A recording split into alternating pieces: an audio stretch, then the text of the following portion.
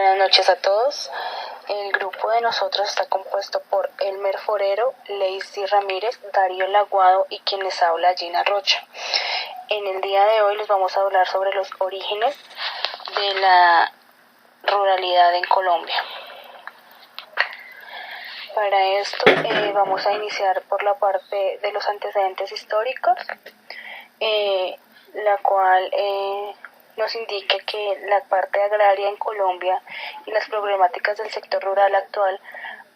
Hablaremos sobre la historia del conflicto agrario en la cual se ha mantenido Colombia y sus implicaciones sobre diferentes ámbitos de desarrollo del país en la disputa por el uso de la tierra. En este país, como en otros países latinoamericanos, es evidente la existencia y permanencia de la estructura latifundista de la tenencia de la tierra. Los usos de la misma se realizan en contravía de su vocación y de quienes se benefician de políticas y programas son los señores de la tierra, los terratenientes, latifundistas, élites agropecuarias, inversionistas extranjeros. Bueno, de eso iremos conociendo bastante en el trayecto de la clase. La disputa y el control sobre la tierra ha sido siempre permanente, esta no ha variado. En Colombia, como en otros países, la histórica oposición de los señores de la tierra, que ya les había mencionado, actores políticos que son representados en terratenientes latifundistas, impidió que avanzaran las tibias leyes de la reforma agraria que se produjeron en el país. Los pocos avances que se querían fueron truncados por estas élites agrarias nacionales y extranjeras que buscaban proteger sus propios intereses sin importar la parte de los campesinos y la gente que trabajaba la tierra.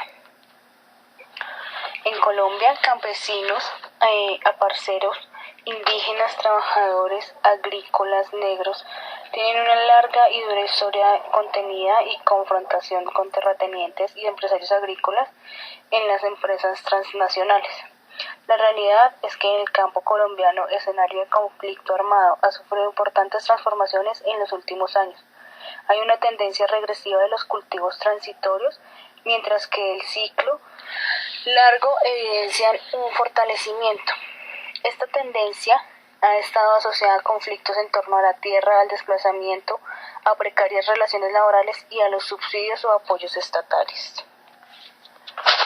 A comienzos del siglo XIX, Colombia fue un país colonial con bajo nivel de desarrollo, poca participación en el mercado de exportaciones y atrasado sector industrial, por el cual Colombia solo profundizaba el modelo feudal de producción basado en la hacienda y la aparecería.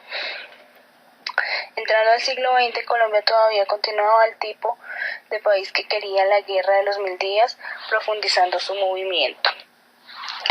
Durante este periodo tuvimos 3 momentos claves, los cuales son la Ley 200 de 1936, la Ley 135 de 1961 y la Constitución de 1991, en las cuales las fuerzas sociales y políticas estuvieron cerca de una reforma agraria de fondo que por lo menos se le intentó dar cierta prevalencia a lo agrario desde un marco jurídico y normativo que pretendía a su vez ciertas transformaciones sociales. La cuestión agraria y la Ley 200 de 1936 se caracterizó económicamente en el siglo XX en Colombia en la exportación del café, en la que se consolidó el mercado a nivel mundial y la industria en el modelo de sustitución de importaciones en el mandato de Alfonso López Pumarejo.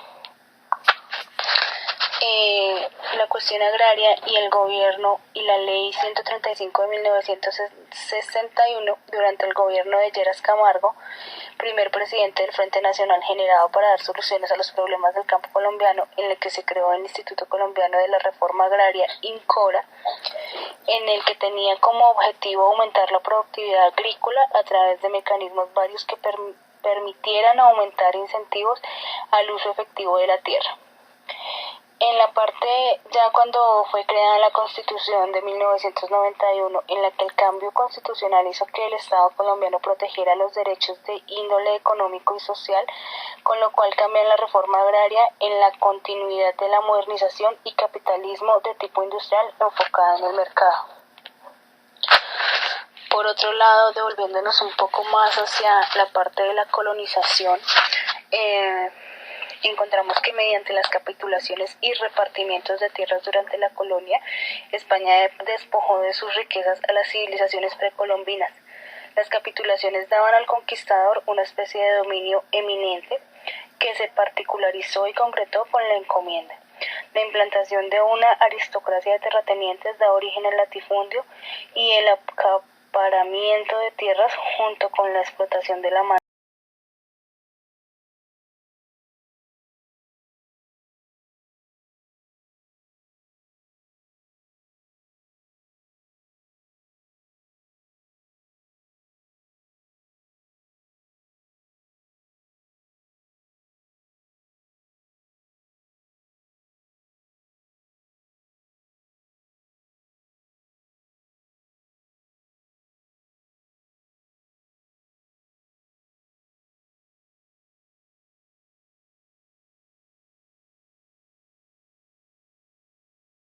regían las conocidas cédulas del Pardo expedidas por el rey Felipe II.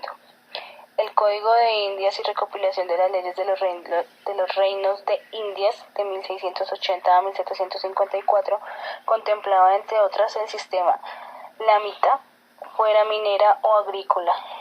Destribilizó a los indios por el desplazamiento continuo de estos a que estaban sometidos. El indio terminó alquilándose o como peón y arrendatario. La primera capitulación la firmó Colón en 1492. Estas cédulas de concesión de tierras eran de carácter perpetuo para quienes se establecían en América. Los privilegios concedidos en las capitulaciones era recompensar al descubridor o nuevo poblador con grandes extensiones de tierras. Este podía a su vez repartir tierras entre quienes lo acompañaban. Las reales cédulas de mercedes de tierras eran títulos originarios de adquisición de dominio de la tierra en los lugares que ya no eran de nuevo descubrimiento y nueva población. Hasta 1591 las mercedes de tierra tuvieron un carácter gratuito y no oneroso, es decir, como por decirlo de alguna manera, sin ánimo de lucro. Las instituciones agrarias coloniales, la encomienda, la mita, los resguardos, la encomienda, fue la forma típica de control de la población durante la colonia de carácter feudal. Al principio rigió hasta 1808, se encomendaba a los indios, no a la tierra. Luego de las reformas borbónicas, la encomienda incorporó la tierra. La encomienda consistía en un núcleo de indígenas, por lo general un clan o una tribu, que era obligada como grupo primero y más tarde per cápita a pagar temporalmente a un español meritorio un tributo que fijaban los oficiales de la corona. Como cesión de la carga fiscal debida al rey y con obligación para el beneficiario, entre otros deberes, que ocuparse de la catequización y adoctrinamiento de los indios, quienes seguían dentro de la administración y jurisdicción de la corona. La mita, por otro lado, implicaba para los indígenas, clan o tribu, el deber de trabajar obligatoriamente por un tiempo, por turnos y mediante remuneración en dinero en ciertas labores económicas importantes, especialmente en las minas. Era un régimen tributario que tenía varias modalidades. La mita era minería agraria y la mita industrial u obraje. De todas las instituciones coloniales, esta fue la que más afectó a las sociedades indígenas. Los resguardos, por otro lado, estaban constituidos por porciones de terrenos adjudicados colectivamente a los indígenas. La propiedad de la tierra era colectiva, pero su explotación no necesariamente adoptaba esa forma. En muchos casos la tierra se cultivaba individualmente o en parcelas familiares, en una especie de usufructo del beneficiario sobre una porción de la comunidad. Otros lotes de resguardo se trabajaban colectivamente para cubrir los diferentes tributos. La tierra pertenecía a la comunidad y tenía el resguardo, su administración y gobierno propio. El cabildo indígena era la máxima autoridad y distribuía la tierra de acuerdo con las necesidades de cada familia indígena. La característica esencial era la propiedad colectiva sobre las tierras. La concentración de la propiedad en Colombia, una constante histórica. Como hablábamos anteriormente, la distribución de tierras en Colombia desde la colonia se basó en el conflicto español de morada y labor, que era asignación de tierras, que era que los indígenas podían habitar sus tierras, pero también debían trabajarlas. En el siglo XVI, las mejores tierras, los que quedaban cerca de los valles y los altiplanos estaban apropiadas, es decir, ustedes saben que siempre prioriza los sitios donde estamos cerca del agua, donde el agua sea más asequible. Entonces, digamos que para esa época ya se encontraban apropiadas. Las leyes de asignación de los baldíos se consolidaron, es decir, de los terrenos que estaban vacíos, que es lo que se conoce como un lote baldío, es un terreno que está vacío. La desmortización de manos muertas y la abolición de resguardos fue aprovechada por grupos poderosos, consolidación de su dominio regional y concentración de la tierra. Pues lo que hablábamos antes de que existió la encomienda, la mitad y los resguardos, entonces para esta época ya fueron abolidos los resguardos y con la independencia se asignaron tierras como deudas de guerras de independencia, ¿cierto? Entonces los indígenas comenzaron como a rebelarse. En el siglo XIX ya tuvimos bastantes terrenos baldíos sin asignar, ¿cierto? Entonces empezaron a ser colonizados por campesinos que no habitaban en estas regiones, ¿sí? Entonces se empezaron a conformar pues por los terratenientes o hacendados ganaderos, que también como estos terrenos estaban vacíos, pues fue fácil, digamos, la adquisición de estos terrenos y ampliar sus propios terrenos. De 1880 a 1920, pues las disputas entre los colonos y los terratenientes por las tierras generalmente se resolvían por canales institucionales, pero ya, pues como hoy en día se sabe, ¿cierto? El terrateniente en esa época pues era la persona adinerada, entonces la gran mayoría de ocasiones dinero pues es el que tiene el dinero es el que tiene el poder. En 1920 diversos fracasos exacerbaron la expulsión de colonos y las disputas se tornaron violentas en algunas regiones, ¿cierto? Entonces es cuando empezamos con las guerras por las tierras de alguna manera. Hablábamos anteriormente de las leyes que se habían implementado para la reforma agraria y todo el tema de las tierras. Entonces la ley 200 de 1936, y asignación de terrenos baldíos, fue la primera reforma agraria. Tuvieron unas condiciones estrictas para la expulsión de propietarios, expulsión de arrendatarios, acompañada de ayudas para grandes propietarios, créditos subsidiados, asistencia técnica, entre otros, ¿cierto? Entonces ya era como cuando empezamos a tener un poco de control de que los terrenos que estaban vacíos se legalizaran, por decirlo de alguna manera, ¿cierto? Y las personas que tenían terrenos arrendados pues no los querían devolver. Entonces todo este tema abarcó la ley 200 de 1936. La violencia y la intensificación de conflictos, los conflictos tradicionales, de los que hablábamos hace un momento, colonos, arrendatarios, grandes terratenientes. Comenzaron los desplazamientos forzosos de campesinos para usurpar tierras, ¿cierto? Entonces es allí donde se inician todos los desplazamientos por la guerra. En la ley 135 de 1961 de asignación de baldíos fue un proceso exitoso, acompañado de políticas para favorecer los productores. En 1972 la firma del Pacto de Chicoral, que reversó la reforma agraria. En 1970 al 80, pues ya como mencionábamos anteriormente, ya se hizo efectiva la legalización de los terrenos baldíos para los campesinos, políticas a favor de los propietarios, pero también surgió el narcotráfico. Entonces, concentración adicional de la propiedad, expulsión renovada de colonos, que es como surge el narcotráfico, entonces surge siguen las guerras y surgen los desplazamientos. En la ley 160 del 94, la reforma agraria, mecanismos de mercado un poco mejores para los campesinos, más tierras asignadas, el control del territorio y el despojo de tierras continúa vigente en el conflicto actual, es decir, que a la información que encontramos, que es en el 2009, la relación entre el conflicto armado y tierras, pues es la ocupación territorial y desalojo de la población civil, que son unas estrategias de guerra, desocupar territorios, expandir áreas de control, usurpar tierras, ¿cierto? Los botines de guerra, financiamiento del conflicto, entonces comienzan los secuestros a grandes terratenientes o ganaderos, hacendados,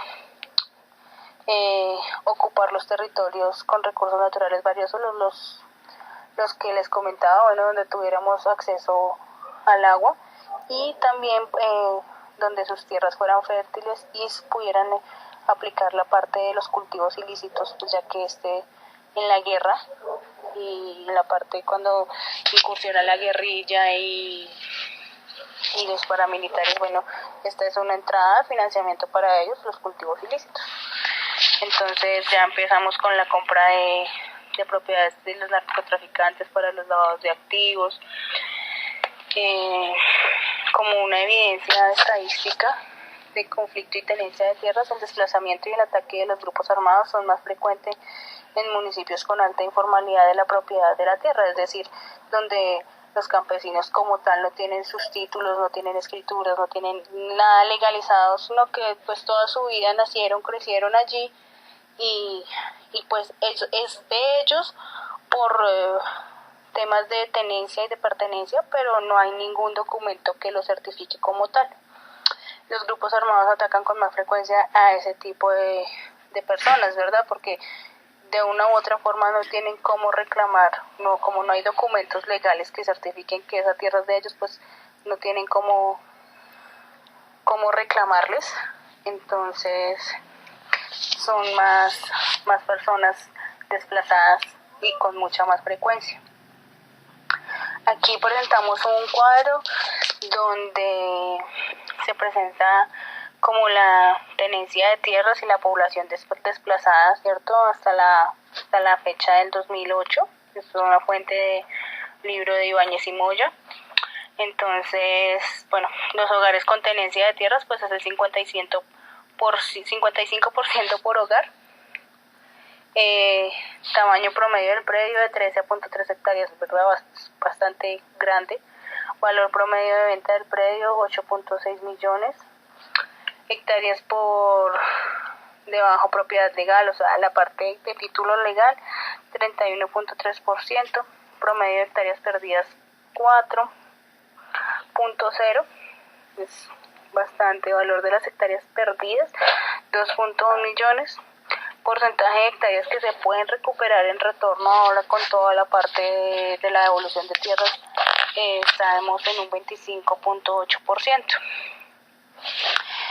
Como les venía comentando, el abandono, despojo de tierras, los desplazamientos son disipados por los beneficios de la reforma agraria y produce una subutilización agropecuaria. Entonces llegamos a que solo el 12.8% de los hogares aún controlan las tierras directamente, 1.2% con apoyo de familiares o amigos, porque digamos que como han sido desplazados no pueden volver allí pues por el tema de la violencia. Tierras abandonadas o despojadas 1.7 millones de hectáreas. Número de hectáreas equivale a 2.8 veces el número de tierras entregadas por la reforma agraria entre el 93 y el 2002. Entonces pues vemos que ha sido bastante el daño de la violencia a los campesinos y pues poca ayuda del gobierno, la verdad. Entonces tenemos un poco de la concentración, pues aquí nos dice que es una concentración menor después de la reforma agraria, cuando se empezó con el tema de la restitución de tierras. Entonces después de esto, con el despojo de las tierras, pues se pudieron esconder muchas tierras. Entonces la concentración de personas que han podido volver a sus lugares de de nacimiento y de origen pues han sido pocas, porque hemos encontrado pues que se han descubierto pues los testaferros, los propietarios ficticios, que pueden ser familiares o amigos, sí, igual. Entonces pues es un poco tedioso pues llegar a comprobar, como decíamos anteriormente, que esto sea legal. Es posible que el despojo, más que producir un incremento en las propiedades antiguas, cause un cambio de propietarios de los mismos predios.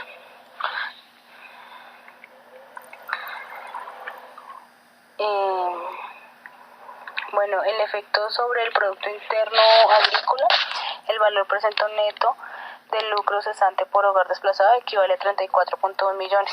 La pérdida de animales por hogar han sido 29 cabezas y pues sigue subiendo. Entonces esto implica que el Producto Interno Bruto ha perdido anualmente un 3.5%.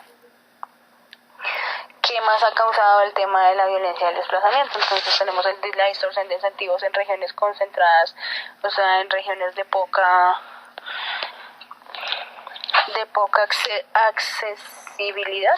Entonces tenemos alta concentración en municipios agrícolas, que implica un mayor poder de los grandes terratenientes, porque realmente, lo que decíamos hace un rato, pues es el más rico de la población, el que tiene más dinero, entonces es el que gobierna en ese sector.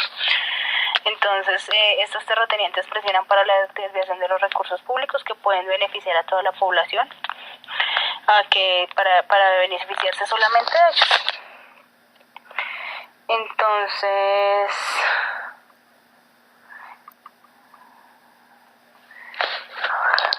volviendo a la actualidad, entonces, según el artículo de los pilares olvidados de la tierra, publicado por la revista Semana en Colombia, el 94% del territorio es rural y solo el 32% de la población vive allí.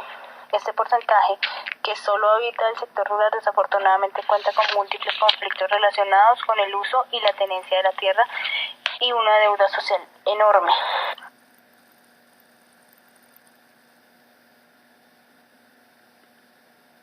Actualmente, por la parte de tenencia de tierras en zonas rurales en Colombia, tenemos que el 77% de la tierra está en manos del 13% de propietarios, pero el 3.6% de estos tiene el 30% de la tierra.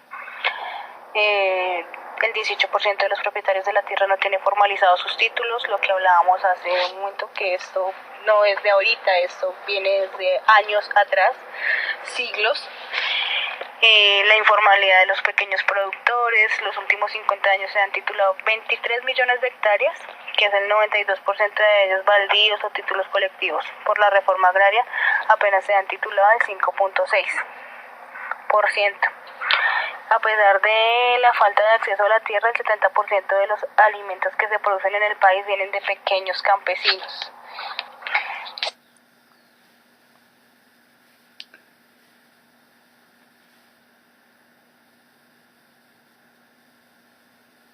Según el artículo y bueno, lo que nosotros podemos apreciar a simple vista aquí en la ciudad, la pobreza en el campo pues así es bastante. Los indigentes en el campo, los pobres, el resultado de las décadas de abandono y de olvido, el poco apoyo también del gobierno para los campesinos. El 60% del empleo rural es informal, no tienen un sistema de salud, no tienen acceso a muchos beneficios que nosotros en la ciudad tenemos actualmente. El 83% de la población rural está en el régimen subsidiado de salud, que es el que conocemos como SISBEN, ¿cierto? Pero ¿por qué? Porque como son trabajos informales, ¿cierto?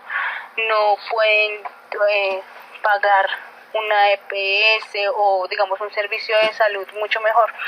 Claro que pues en este país el servicio de salud no es que esté tan bueno, pero si ellos tuvieran la oportunidad de salir un poco de SISBEN y tener un poquito más de recursos para poder pagar una mejor salud, pues los ayudaría un poco, ¿no? El 11% no tiene vivienda, el 16% tiene viviendas en mal estado. Entonces las casas que conocemos en madera, en bareque, en guadua, ¿cierto? Que comúnmente nosotros decimos pues como los ranchos que están ubicados en las zonas rurales. El ingreso promedio de un campesino en el 2009 era de 220.000 pesos, mientras en la ciudad el ingreso promedio alcanzaba 668.000 pesos, o sea, no era, es una tercera parte de lo que nosotros teníamos como ingreso en la ciudad en el 2009, ¿no? El analfabetismo es del 18.5%. Muchos de los campesinos no saben escribir, no saben leer, ¿cierto? Ahora es que está un poco mejorando el tema de la educación, pues que es gratis, pero como se encuentra en zonas tan lejanas, digamos tan inasequibles, pues es complicado para los niños y para todas las personas poder aprender.